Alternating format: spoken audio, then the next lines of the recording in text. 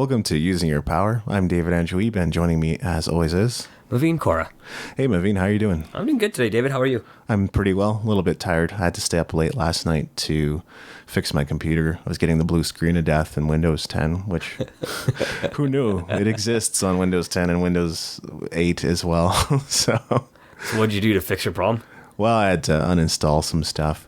Basically, I tried a bunch of different things, and then the computer was like, "No, we're now reverting to an older version," or like undoing your changes. It actually said that on the screen. It says undoing your changes. And then it kind of started working, and then I just immediately uninstalled everything that was installed like this month on the computer to avoid any further complications with the blue screen of death. So Right. So did you end up reinstalling all the programs that you had to uninstall? No, not really, because they were mostly just updates, or like because I was working remotely for a bit. Kind of ties in with our subject today, but I was working remotely out in Okotoks. I live in Calgary, or we both live in Calgary, and so I had go to my PC installed on the computer so that I could access the files and my computer remotely if I needed to. Right on. Yeah. You're like a tech genius from just being able to do something like that, eh? Yeah, you kind of feel that way. Like it's not the hardest thing to do these days, but I'm sure like when Tim Ferriss was starting to talk about it in like 2007, it would have been a different issue. Absolutely. Yeah. I just want to touch on real quick, because I think our last episode was on community. My part might have come across a little bit negative, and that's just one of the realities of doing a show like this. Like, we're touching on so many different things about life, and we just never know what's going to come out, like what skeletons are in our closet. But, I heard Seth Godin say something really interesting the other day, which was stop keeping track of everything that's gone wrong and start keeping track of the things that have gone right. Yeah, I agree with that statement. Yeah, but I guess that's just it's one of the hazards of working on a podcast like this, where there's a broad range of topics, and some of them might be sensitive issues. So I'm not apologizing for being negative. I'm just saying, this is kind of the reality of the show, and as we continue on, there's going to be a lot of stuff that probably comes up. David, even, your feelings at that point in time, the nice thing about it is you still have the opportunity to keep learning. That's right. So as, I know you're a part of a couple different communities, and as you keep learning and growing within those communities, your viewpoints may change and probably will change, right? As you start seeing, the results that you're looking for as well. I think so too. And then we get to talk about it in the future.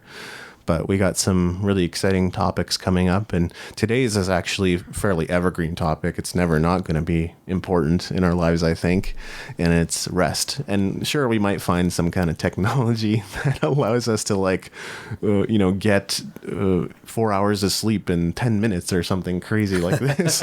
maybe, but like for now, where we are in this particular time, I think, if you don't have some rest allocated in your day and in your life on a daily basis, then you might be overdoing something. You're right, and some of the things that I know we're going to talk about are trying to bring things out that not everybody is talking about out there. Yeah. I know there's some of the easier stuff to talk about, like go to sleep early, get up a little later, just easy stuff like that. But, we want to really try to bring about things to talk about that not everybody is necessarily talking about or even doing potentially. Yeah, exactly.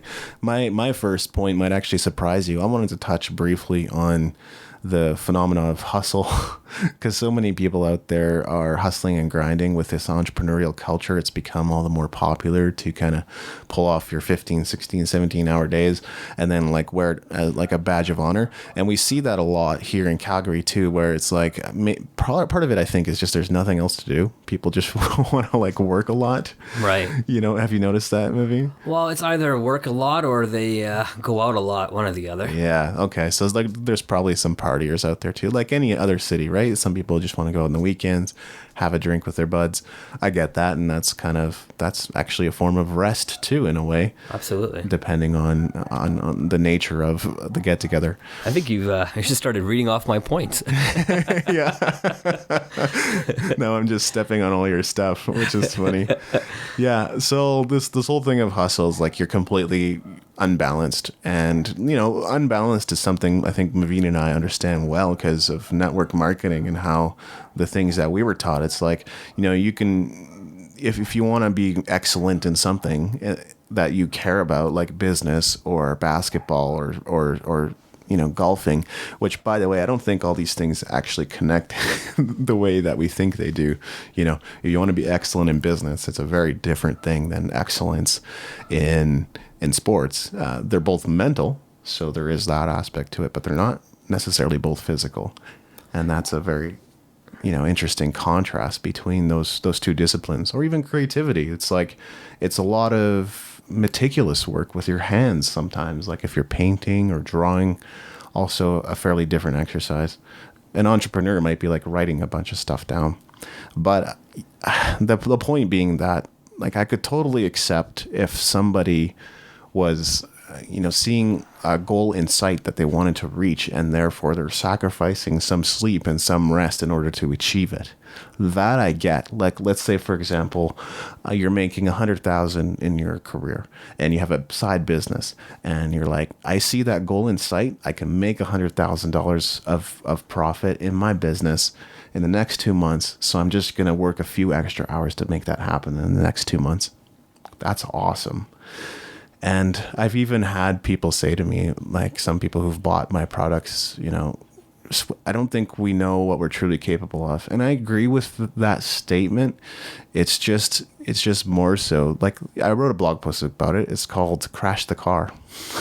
Interesting. Yeah. Like, see how fast you can go. That's awesome. But I tried that. And here's kind of the story of what happened to me, which was that I started getting up at 6 a.m. every morning. That in itself is not a bad discipline. And if that's you, or if you're saying, I'm getting up at 4 every morning, awesome, good for you. We're going to cheer you on. And there might be good reason why you're getting up at 4 every morning, as opposed to 6 or 7 or whenever civilized people get up. just to kind of say too, if someone is getting up at 4 o'clock, David, one of the things I do realize, the reason people get up for, if it's not just to go to work, but sometimes it is to get up early just to meditate. Because even after a period of sleep and that rest during the sleep, getting up and meditating allows you to now rest your mind and really use that time from sleeping to really think about all the things that are in your day before you start the hustle of your day, of your 16-hour day that we were talking about, right? Yeah. So that can really help guide your hustle for the day as well, just by getting up a little earlier than that 6 o'clock time. And, not saying that you need to get up 2 hours and meditate for 2 hours, but even if it's just 15 minutes early, but even just to do something like that. I couldn't agree more. And that's actually kind of related to where I'm going with this. So I got into that discipline of being up at 6 every morning in a new year. I want to say, I think it was 2008. So that's now about 8 years ago. So I started doing that, and there's a few things I wasn't doing. One is, like, I wasn't really watching my diet. I wasn't really exercising. I wasn't really meditating. And I probably wasn't even, like, resting to the degree that I should have. So, like, no matter how much sleep I got the night before, I was still getting up at 6 every day. And you know where that landed me? With an anxiety disorder within 2 months of doing that. And I think that's something that could easily happen to somebody who is sensitive, but also anybody who's doing these 17, 18-hour days for days on end or months on end. Have you heard that statement, David? I think it kind of goes with what you just said. Rest when you're dead, or sleep when you're dead. Yeah. Is it that type of concept what you're talking about? It is kind of like that. Yeah. Some people do totally adopt that mentality. And I think what ultimately happens is you're pretty much just digging yourself an early grave. And if that's okay with you, like, you're okay with dying at 40 or 50, not living out your life to the fullest or to the extent that you could be, like, you're interested in outworking but not outlasting others, then maybe that's a choice that's to your benefit. So, it took me probably a good 6 months just to recover from the basics of that anxiety disorder and some of the symptoms and some of the ill effects of that. Was that worth it? No, because I basically lost 6 months, right, of my life to recovery. And that's the same thing that could happen to you. It's like if you had a heart attack, well, recovery is now the rest of your life, because now you have to watch every single thing you eat. Now you have to exercise all the time. And you might even have to start taking drugs, depending on their efficacy and how, valuable it is to do that. So those were some of my thoughts on, the common attitude that's out there right now around hustling and grinding and doing everything you can in your power. It's a fairly popular thought in the entrepreneurial space, and most studies and science points to the fact that people that do that kind of just die early. Right. I know. Well, I do agree with you, David, on the hustle part, right? I think a lot of our listeners out there are out there hustling, in their own business or at work, trying to make something of themselves, staying after work, staying overtime, going in early, doing what it takes to be a success in whatever ventures they have.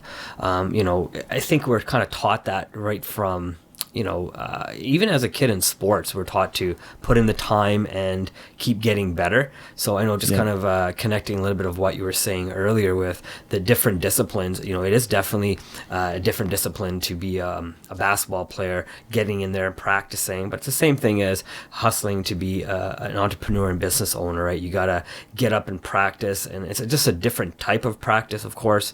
But the practice is still got the same type of concept, where you are going out there day in, day out, putting in the time, putting in the effort, putting in the work to hopefully see the results on game day, which, in football, for example, on Sundays, that's your game day. Typically, you're doing all the work Monday to Saturday to get ready for that big game.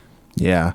And there's also those like inspirational videos that basically say like you'll have success when it's more important than anything else in your life, including sleep, including rest, including your basic enjoyment in life, which that kind of makes me laugh. And I don't think those are like motivating, really. when it comes right down to it, like that's really bad motivation. I think they're very temporary motivation too, right? Yes. I mean, as soon as I hear one of those motivation videos, I want to get up and I want to get going and I want to turn it off and I want to just start putting my effort into the things I want to do.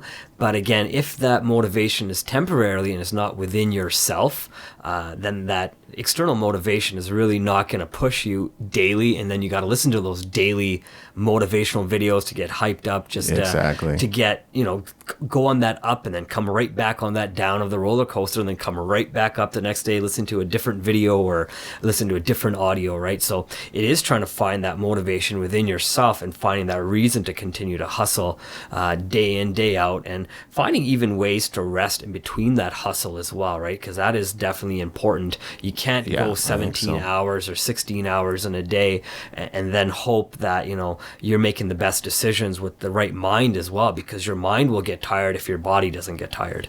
Yeah, exactly. And no, I don't want to dwell on the point. I just think like consistency and scheduling your daily life, that's probably the best tools you have as an adult with an ambition. And if you don't utilize those well, then you end up in a situation where I got to do 16 hours today, man, because like, last 2 days I've been slacking. Well, you should have been consistent, and you should have just done your reading, your half an hour of reading daily or whatever it is. You should have done your 2 hours of writing or whatever it is. And you should have done your meeting on yesterday, because like, now today you're going to have to pull multiple meetings, and that actually steals your productive time. I'm just saying that as an example, but Absolutely.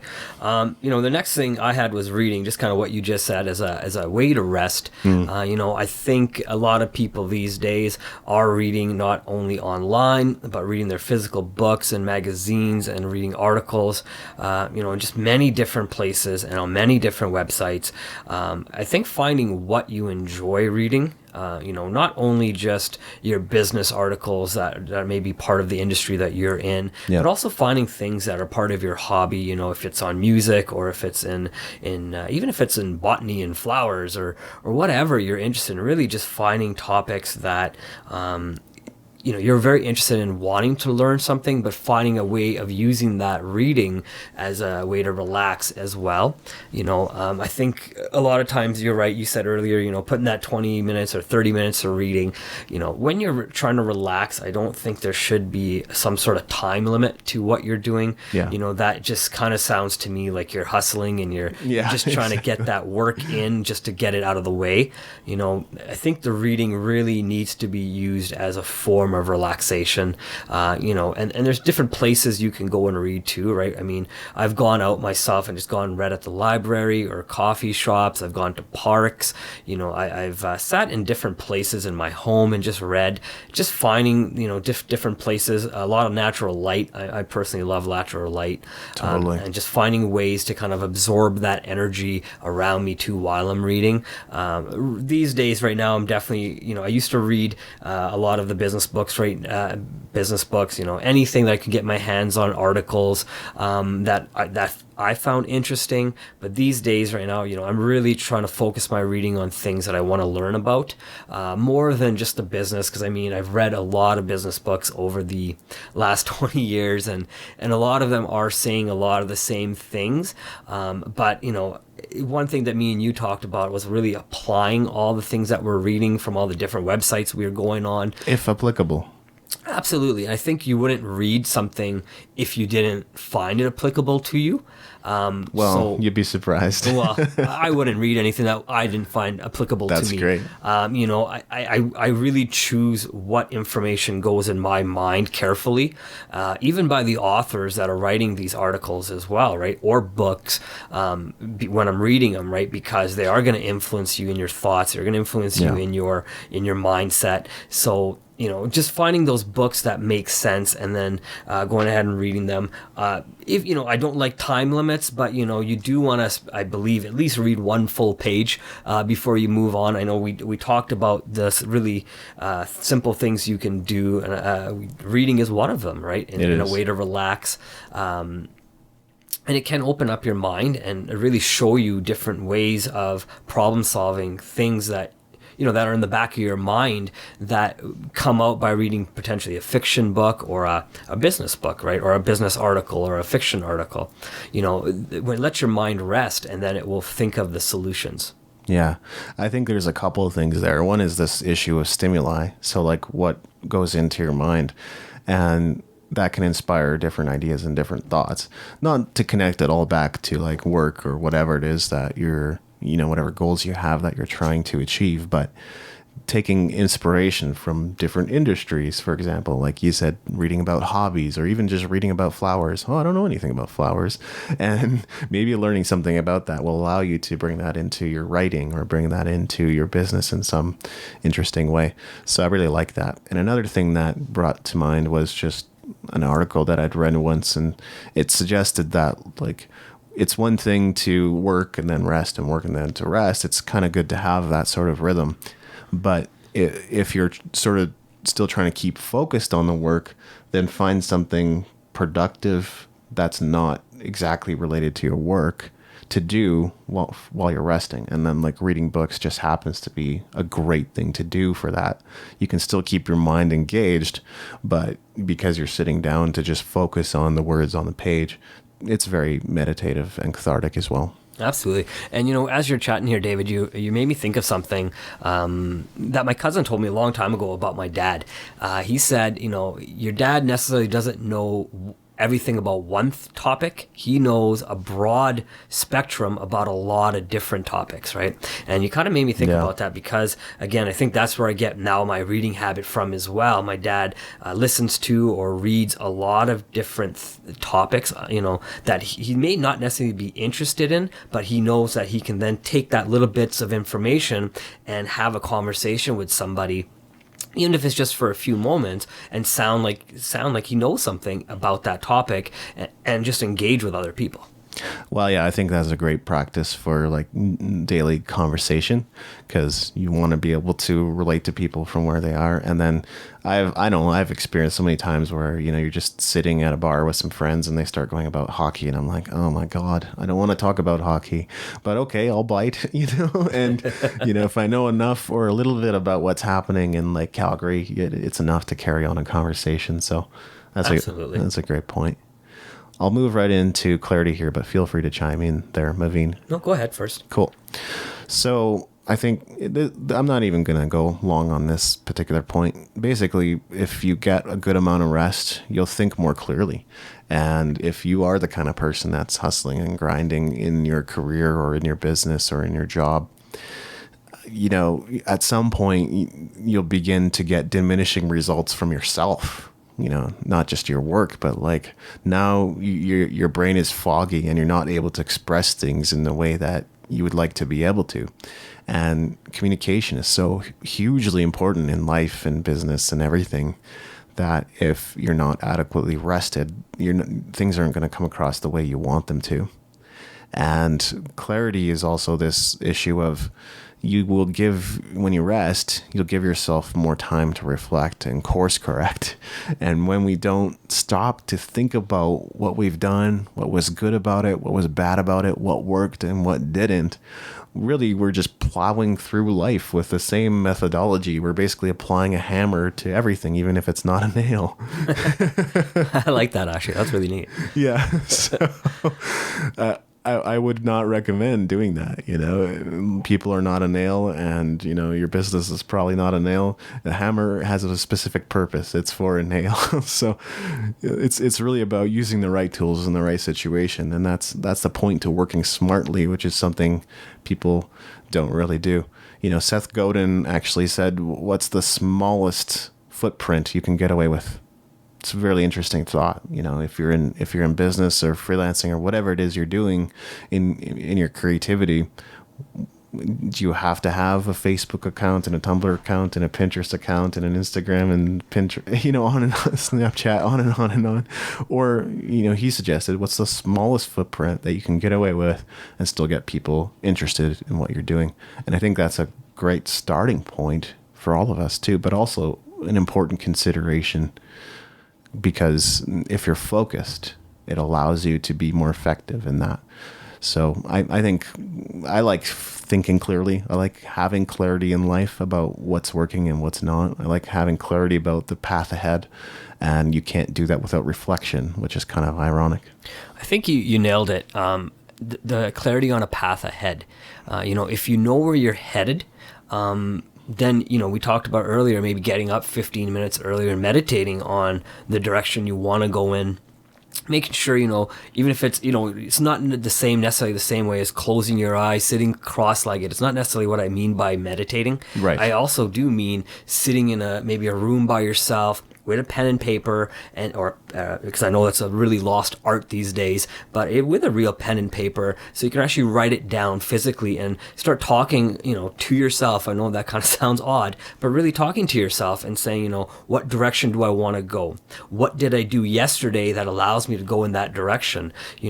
What one thing could I have changed that maybe could have taken me in a better direction? What one thing could I maybe stopped, right? And just reflecting on some of those answers to see and get those clear answers for yourself to see, am I really doing the right things? You hit it on the nose too. I think so many people these days are on so many different social media platforms. Yeah. And with the Instagram instant one day that they can see your pictures now, and on Snapchat, and I believe Twitter is also coming out with that as well. Yeah. Now, are you going to be posting on all three platforms the exact same picture and the exact same in the moment? Well, it's not really in the moment now, is it anymore? So you lose that focus and that clarity of what that organic thoughts that you're trying to send out to people. Now they become, I got to put it on this platform, I got to put it on that platform, I got to show it to people on my Twitter, and eventually you lose track of exactly what you're trying to accomplish without knowing that, right? So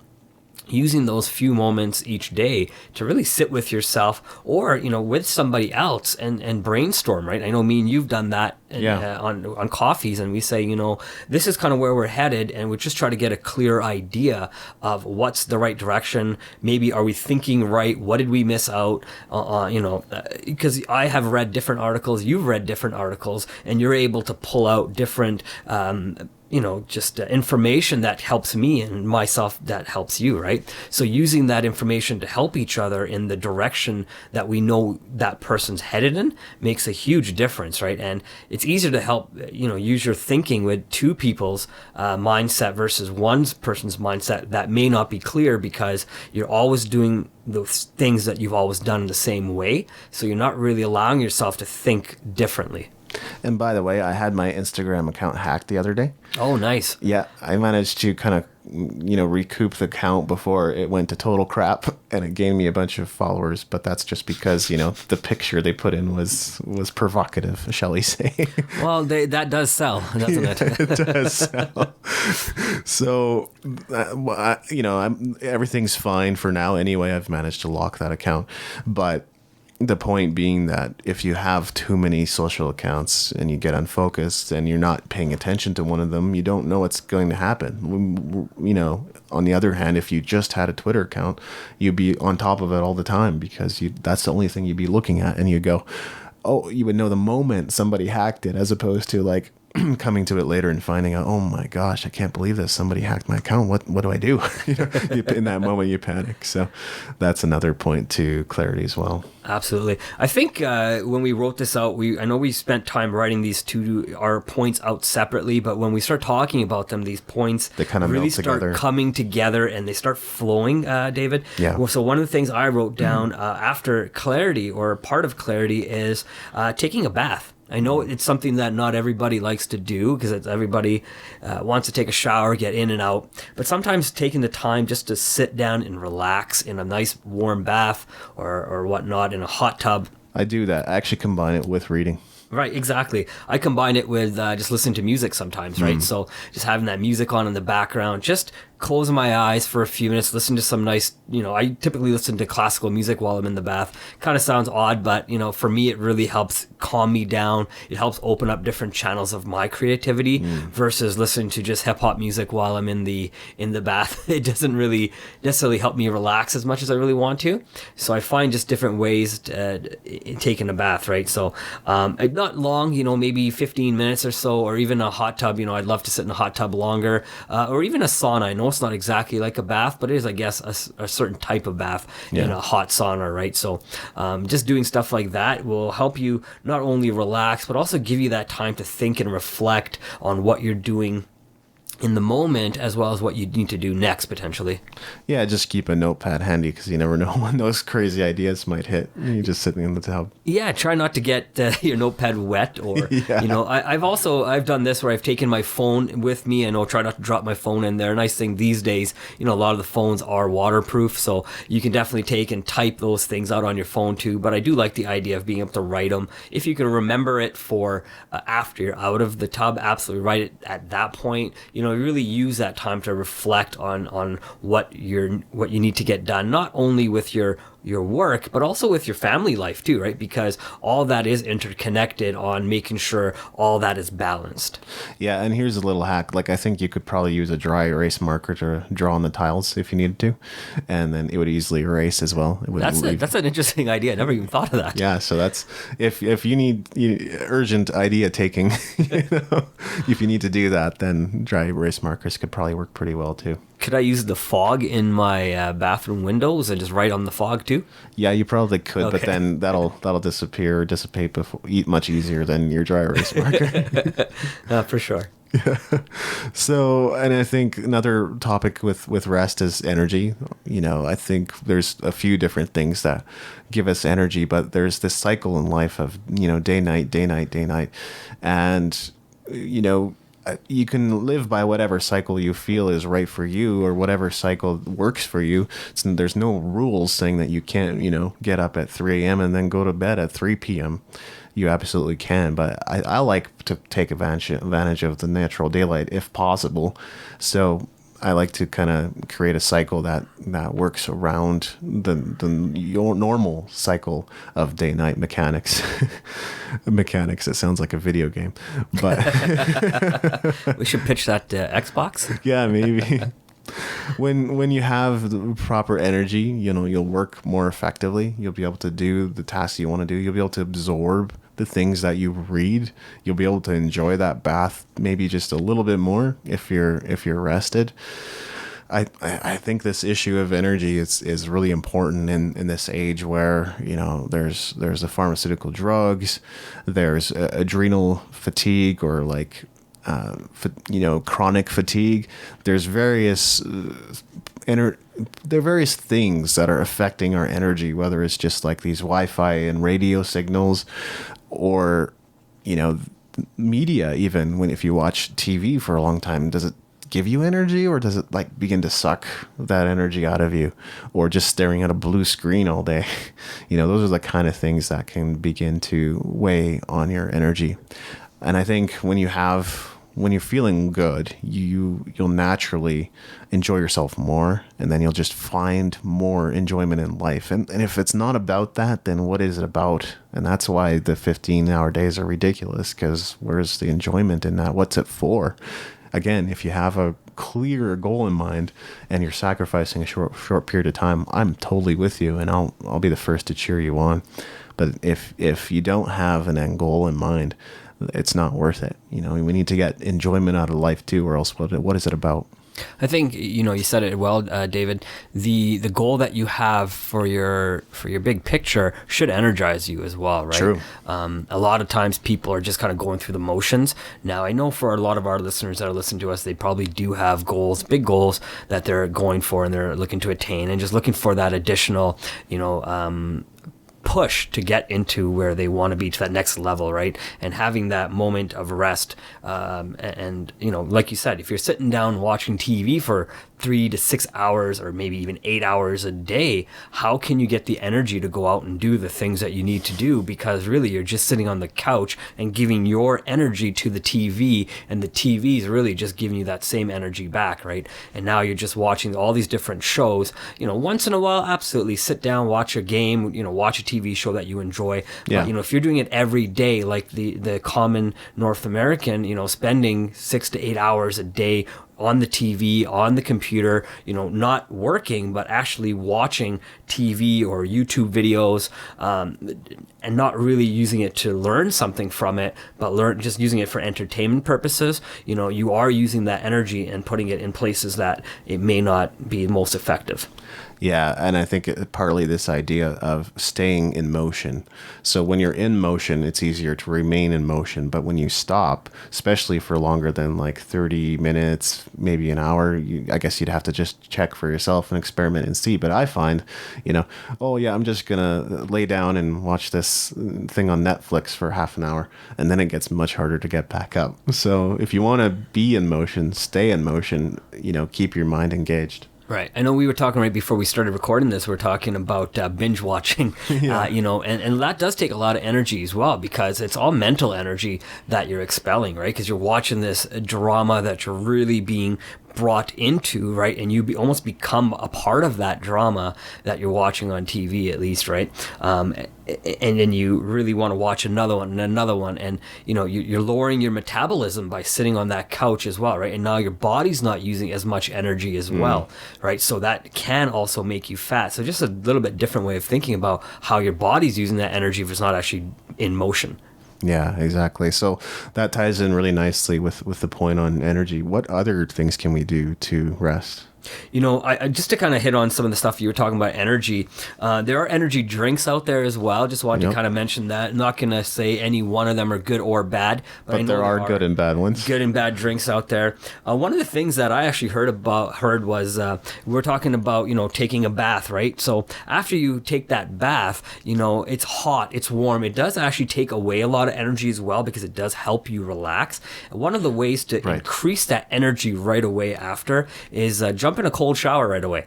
and you will feel that cold water energy instantaneously, right? And you will actually feel energized from it and then ready to move and ready to go as well once you've had that rest period. And the other thing I was just thinking about as you were chatting here, David, is using crystals as energy. Right now, I know a lot of people think that's kind of that raw stuff out there with the quartz crystals, but a lot of the crystals, because they are from the ground, is using that energy from the ground to help lift you up and give you that push and mental stability that sometimes we all need, right? Because a lot of people wear watches these days. Even in the watches, there are quartz crystals that have energy, right? So even if a lot of people aren't into the crystals and whatnot, you're actually, if you wear a watch, already kind of are into it without even knowing about it. Well, I think there's something to that. Like my mom and my stepdad, they were traveling with my uncle, and along the way they'd found those energetic bracelets, so they wore them, and I think they all kind of felt better for wearing them. And my mom even said, fluids, right? Bodily fluids started coming out of her nose, and clarity within her sinus. So those are the kinds of things that can certainly happen when you use high energy, I guess, bracelets or wearables. Right on.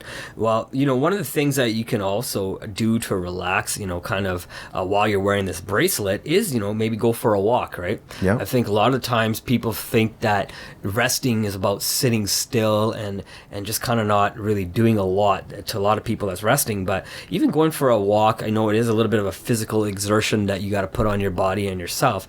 But going for a walk, even around the block, around your neighborhood, finding a dog park if you have, if you have any pets. And just going for that walk can really bring you out into nature, and nature is a great way to help you relax.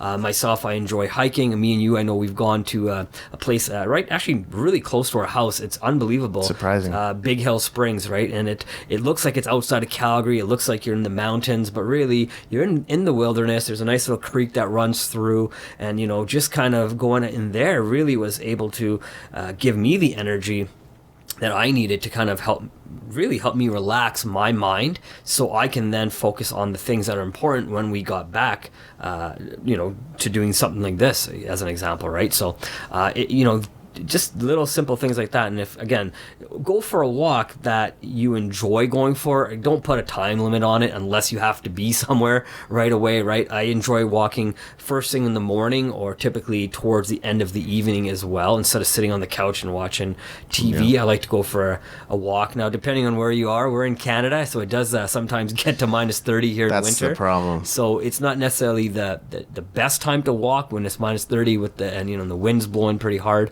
But you can definitely, if you have a treadmill, walk on your treadmill as well. Just kind of get that body moving and get your body sweating and get all that stuff. You're, detoxing, even just not only your mind but your body as well. Yeah, I really like walking too, and I guess Steve Jobs was big on walking, and I'm kind of with him. Like, if you're going to have a meeting, you might have to sit down to do it, but I would prefer the walking meeting, because now you're kind of energized in both ways.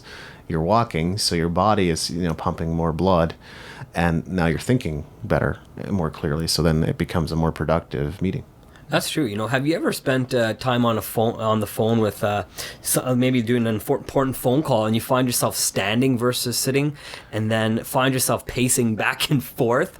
I find myself doing that in my house. Anytime I'm on the phone with anybody, I'm just pacing back and forth in my house. I can't sit still, because the conversation that we're having really does energize me as well. So to make me think differently, I'm looking at different things while I'm walking, and it's making me see things differently. Not only, visually, but also mentally as well, from what the person's saying. It's actually a really great way to get your steps in your day, if that's something you're working towards.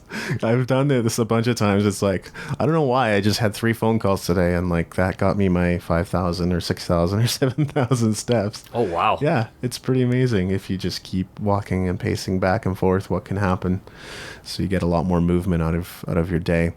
I think that ties in nicely with my thought on ideas. When you're not in motion and you're sitting at a desk working all day, I don't think that's where your best ideas come from, staring at like a computer screen. I'm not saying that some ideas won't come to you that way, but I think more often than not, they come to you when you're away from it, when you're in the shower, when you're out having a walk. So I don't think your best ideas come to you when you're grinding. When you're properly rested, on the other hand, you probably more open to having great ideas. Part of that too, I think, is like regularly stretching your thinking and your mind, like actually exercising your mind power. And if you don't do that, then you won't have good ideas on a regular basis either. Like James Altucher talks about 10 ideas per day. I did that for quite a while and I found a lot of benefit in that. And I think what it does is it actually makes that your preset. Now your mind is conditioned regularly to come up with ideas. And then you have those sudden realizations like, oh, wow, I could do that. So I think ideas are awesome.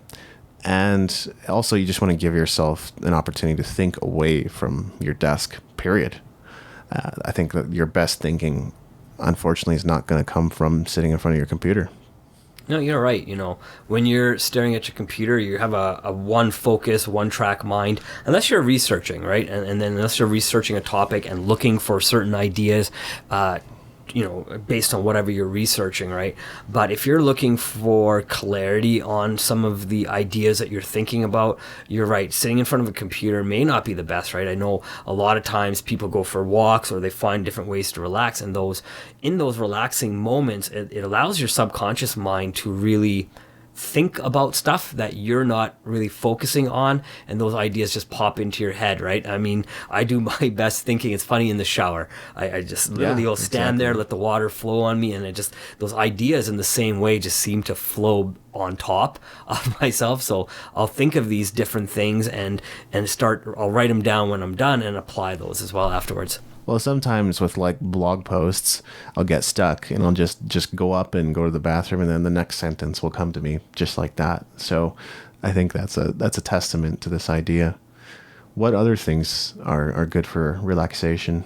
One of the things I found, David, for myself too, is, right, I'm not a big guy that believes in making things hard. I really like simplicity. And, when I'm in need of relaxing, sometimes I just make myself a nice cup of tea, right? I know it sounds like it's, kind of odd to make tea or a coffee, whatever you find relaxing, though. That's kind of what I'm trying to say. It's like a ritual. It is, absolutely, right? Meditation, it's all part of the same type of relaxation, right? I make myself a nice tea and then I'll sit down with myself and just I might put a notepad and a pen with me and just kind of have my tea and just let my thoughts flow and just see what comes out of it sometimes, right? And sometimes I don't want to write stuff down. I'm not doing it to think about anything in particular.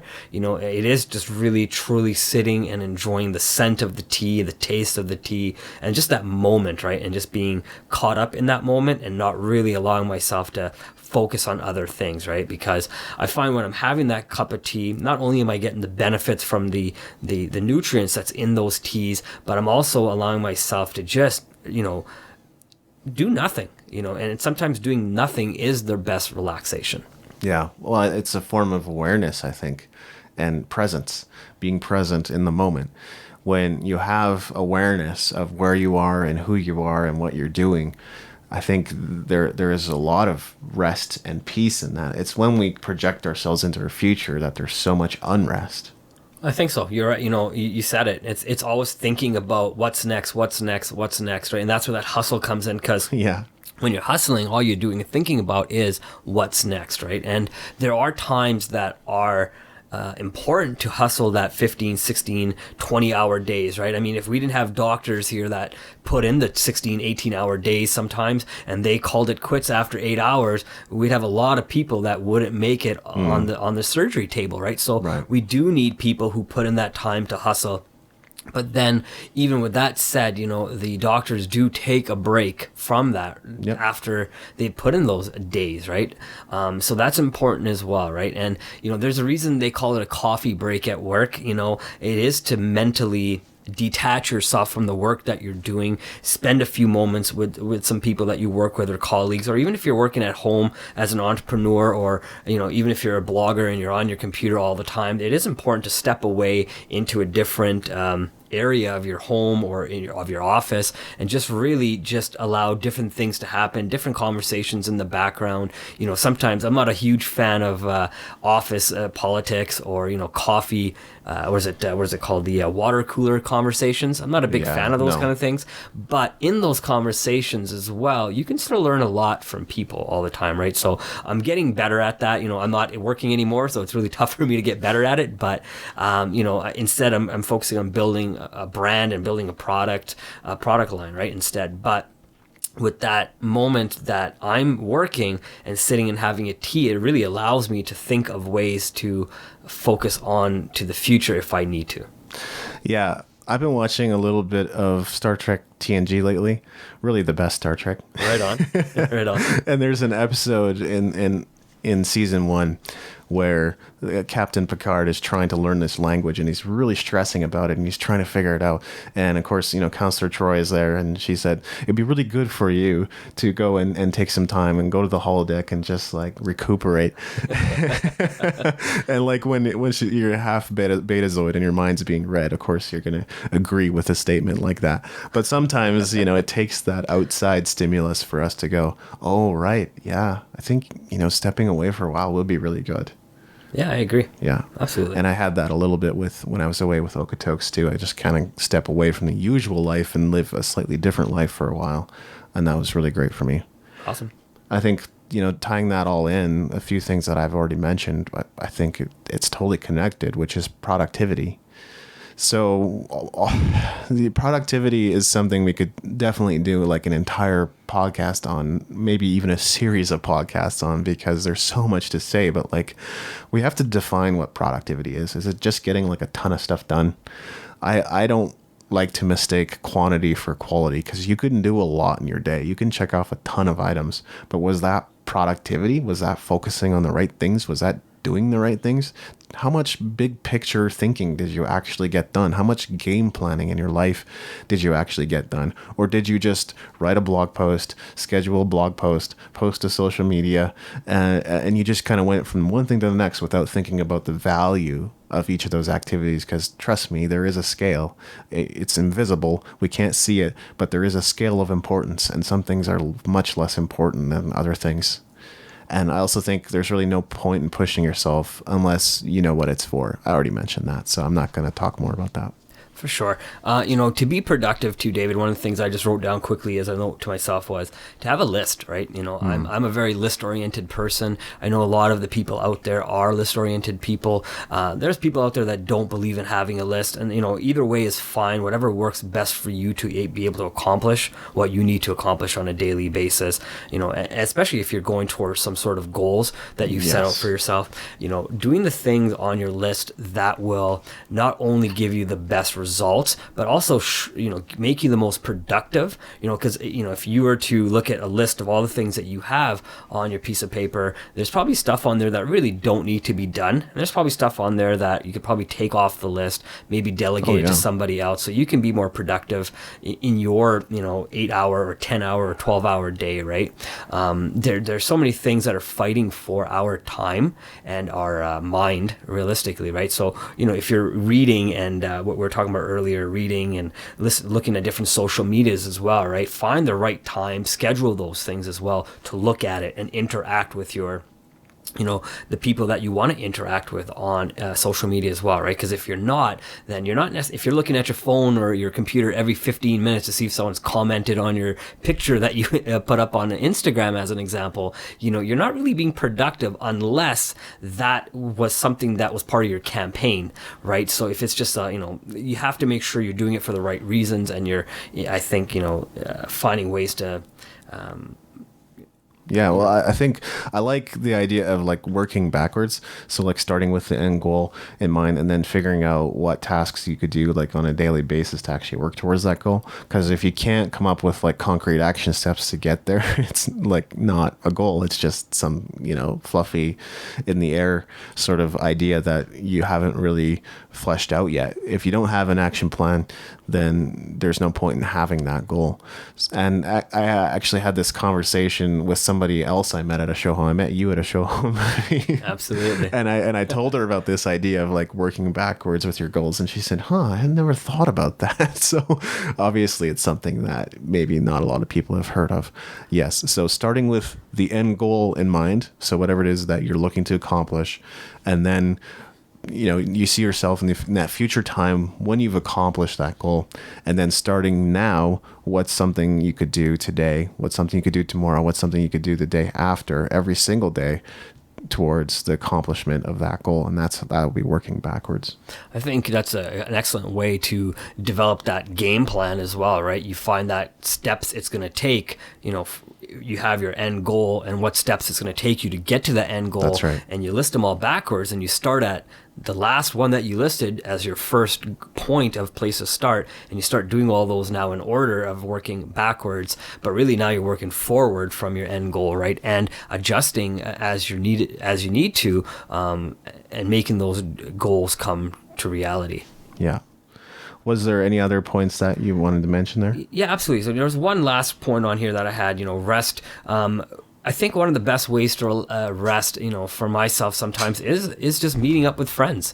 Sometimes instead of just focusing all your time and effort right into your business, there are ways that you can still meet up with your friends and still network and still find ways to, build on whatever you're doing, but finding just a way to relax, maybe going and having that beer or going and watching a band that you've never heard of play, right? It's really just getting out in your community and just looking for ways to interact with other people, right? And it's not always about work, right? You do have to have that balance. And I've given up a lot of things, unfortunately, in my life. I've taken a lot of things for granted. I haven't gone to things that were always the most important to me because I felt that work was the most important, and I've missed out on a lot of things. And I'm sorry for that. I've definitely regret some of those decisions. But I've learned, and I've said to myself, no more, right? So now I look at what's important to me first, and sometimes hanging out with your friends is important, right? Me and you will, like I said, we'll go talk, we'll have a coffee,